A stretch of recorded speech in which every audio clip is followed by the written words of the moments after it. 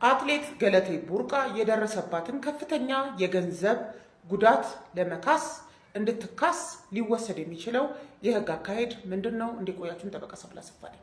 እንግዲህ እንደሰማችሁት ታሪኩ እጅግ ልብ የሚሰብር ነው።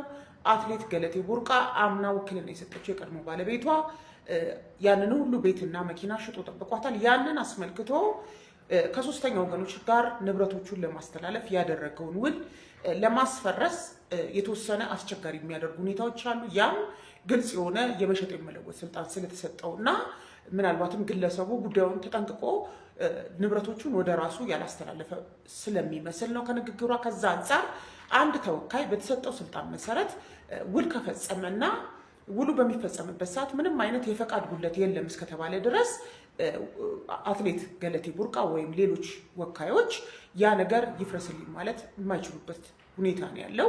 ይህን በፍትሐ ብሔር የውክልና ህጉ ላይ ተመልክቷል። ነገር ግን አትሌት ገለቴ ቡርቃ የደረሰባትን ከፍተኛ ኪሳራ የምታገኝበት አካሄድ አለ። ያም ደግሞ ያለ አግባብ 50% ቢያንስ የጋራ የባልና ሚስት ንብረት ናቸው እንኳን ቢባል የሚገባትን 50% እንዳታገኝ በማድረጉ ከዛም አንጻር ግለሰቡ ላይ ክስ አቅርቦ የደረሰውን ጉዳት እንዲከፍል ማድረግ የሚቻልበት አካሄድ አለ።